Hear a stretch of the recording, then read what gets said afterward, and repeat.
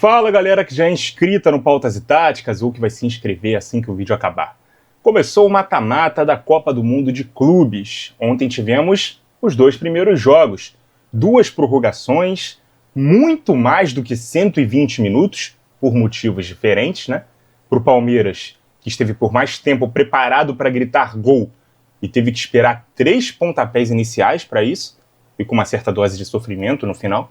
E para o Chelsea, que já tinha sua classificação encaminhada e viu a iminência de uma tormenta adiar sua comemoração e dar sobrevida a um adversário que voltou a morrer minutos depois.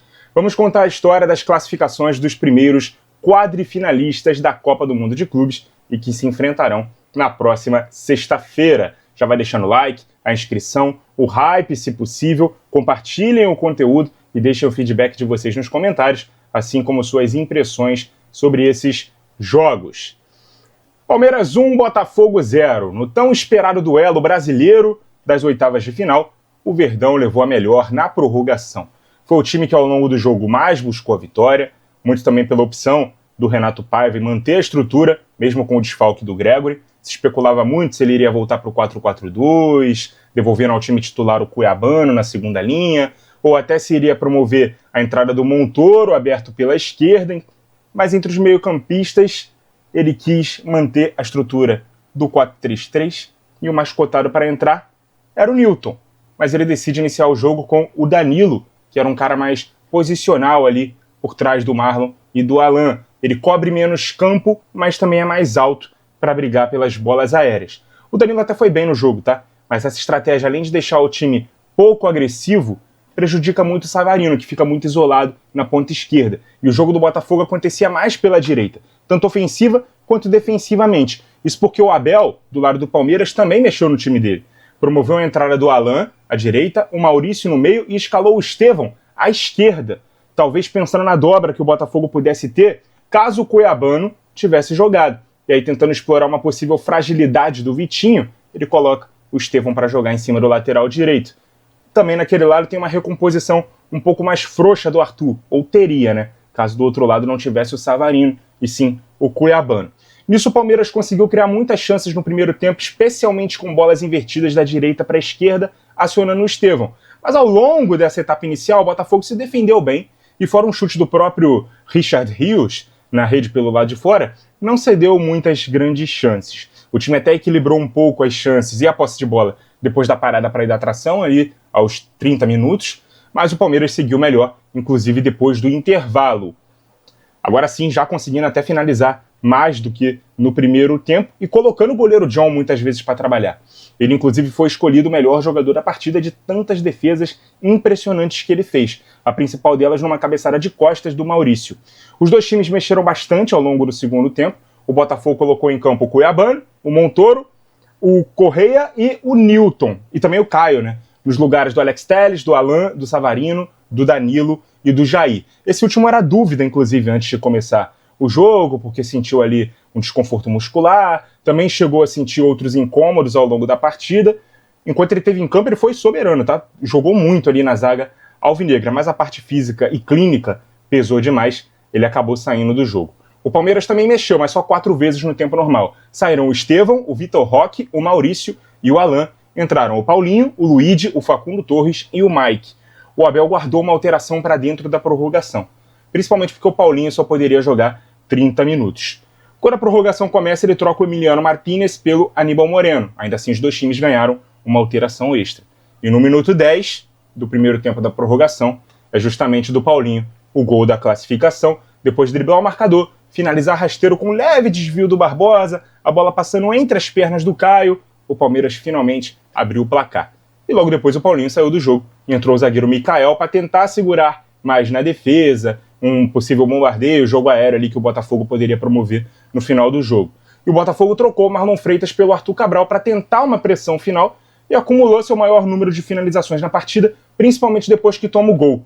O jogo termina com 19 finalizações do Palmeiras contra 16 do Botafogo, mas até o placar ser aberto, o Alviverde tinha finalizado quase 3 vezes mais do que o time do Renato Paiva.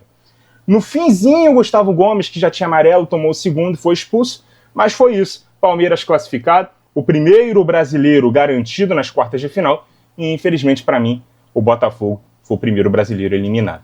Talvez faltou uma estratégia melhor quando tivesse a bola, conectar mais o Savarino no jogo. O Igor teve poucas chances e infelizmente ele fez sua última partida pelo clube com essa derrota. Provavelmente o Jair e o Cuiabano, que devem estar também a caminho do Nottingham Forest também. Mas para quem não tinha expectativa nem de passar da primeira fase, valeu a pena demais ter participado da primeira Copa do Mundo de Clubes. Vamos poder lembrar para sempre do dia que derrotamos o campeão europeu, uns 20 dias depois ali da final da Champions, mas fica aquela tristeza, né? Um sentimento de que, dava para chegar mais longe. Principalmente por ter enfrentado um rival doméstico. O retrospecto recente também era bom, mas enfim. O Palmeiras segue em frente, parabéns pro torcedor alviverde aí que comemora essa classificação. Já não teria o Gomes, né, que tinha tomado o segundo amarelo na partida, já estava suspenso. Com a expulsão, talvez ele pegue até um gancho mais pesado. E sem a zaga titular, o time vai encarar essas quartas de final contra o Chelsea. O Chelsea que se classificou vencendo o Benfica por 4-1, num jogo interminável, né, já jogava bem melhor e dominava os números e as ações quando vencia por 1-0, o gol de falta do Reece James aos 64 minutos. Mas ainda no primeiro tempo já tinha perdido uma chance incrível com o Cucurella, que finalizou no ângulo e a zaga tirou em cima da linha quando a bola já tinha passado pelo goleiro. E no minuto 85, o protocolo quanto às condições climáticas acabou fazendo o jogo ser paralisado por mais de 1 hora. Faltava 5 minutos para acabar o jogo. Mais acréscimos, é verdade. Cara, eu acho que aqui falta um pouco de bom senso. Eu sei que é uma lei federal, né, quando você tem um raio, o jogo tem que parar pelo menos 30 minutos, depois quando tem outro raio, mais 30 a partir do momento ali que parou, enfim. Nisso, o jogo ficou parado 1 hora, mas faltavam 5. Beleza? 5 minutos. É realmente difícil, cara. Você tem que esperar 1 hora para jogar 5 minutos. E aí, quando voltou, teve um pênalti pro Benfica. Já nos acréscimos, após uma disputa de bola ali, em que o Gusto tinha saltado, estava com o braço aberto, a bola tocou no braço dele, o VAR sugeriu a revisão e o juiz marcou. Eu confesso que eu não teria marcado esse pênalti, não. Tá? Porque, como é que o cara vai saltar e manter os braços colados no corpo? Ah, mas ele corre o risco. Mas uma ação natural e involuntária do jogador. Eu não teria, se eu fosse o VAR eu não chamaria, se o árbitro marcasse no campo, beleza, mas eu não marcaria, tá? Eu não marcaria esse pênalti. O Benfica não tem nada a ver com isso, Di Maria na cobrança deixou tudo igual e fez valer a espera pelo recomeço do jogo, né? Já que a partida foi para a prorrogação. Eu duvido que sem essa paralisação o Benfica teria conseguido empatar o jogo, tá? Mas aí é o se, né? E se não entra em campo, beleza?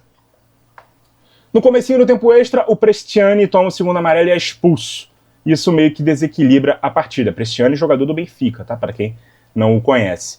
Mas ainda assim, o Chelsea não mostrava ali garantia nenhuma de que iria vencer até o início do segundo tempo extra. O jogo estava trucado, o Chelsea perdendo chances, o Benfica criando as deles. Aí, quando o Nkunku marcou, depois de vários erros individuais ali no mesmo lance, esse gol foi o gol do desafogo ali do Chelsea, que marcou a retomada das rédeas do Chelsea na partida. E aí depois o Pedro Neto e o Disbury Hall, em 2 contra-ataques, sacramentaram a goleada londrina.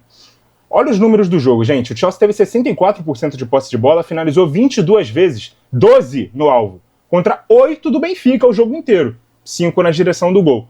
Placar final 4-1, e agora Blues e Greens, né, o Verdão, reeditam a final do antigo formato da competição.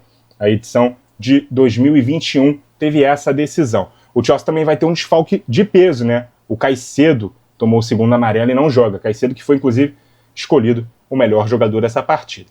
Pro Palmeiras, o Flamengo deu a senha, né? Na fase de grupos. Jogou melhor, se impôs e apesar de ter virado o primeiro tempo perdendo, foi superior do início até o fim e venceu o Chelsea por 3-1. Talvez o Palmeiras não tenha o mesmo poder de fogo que o Flamengo, é verdade. Também não tem uma zaga titular como a que o Flamengo tem. Não terá a sua própria zaga titular, já que o Murilo não joga mais a Copa do Mundo. E talvez nem o Gustavo Gomes, né? Porque ali ainda vai ter um julgamento quanto à expulsão, enfim. Mas foram 2 amarelos. No máximo ele vai ficar só suspenso. No mínimo, pelo menos, vai ficar suspenso ali nessa partida. Mas o Palmeiras vem animado, né? Depois dessa classificação contra um rival brasileiro. E vai ter a sua revanche contra o Chelsea, que talvez não imaginava que teria um dia. Falando sobre favoritismo, cara, eu não consigo cravar. A tendência é sempre achar que um time de Premier League, principalmente vindo de uma goleada, né, para retomar a autoestima na competição, reúne todas as condições de vencer. Mas o Palmeiras tem chance, cara. Eu não vejo o Palmeiras olhando de baixo para cima para o Chelsea, não. Vejo, principalmente nessa etapa da competição, os dois times desfalcados, olhando um no olho do outro, tá? O Palmeiras tem totais condições de fazer um jogo muito competitivo contra o Chelsea. É um jogo tão equilibrado no pré quanto era contra o Botafogo. Se ele fizer ser tão desequilibrado quanto foi quando a bola rolou, vai ter totais condições de sonhar, quem sabe, com uma semifinal, beleza? Muito obrigado a você que acompanhou o vídeo até aqui. Continue ligado no Pautas e Táticas. E até a próxima!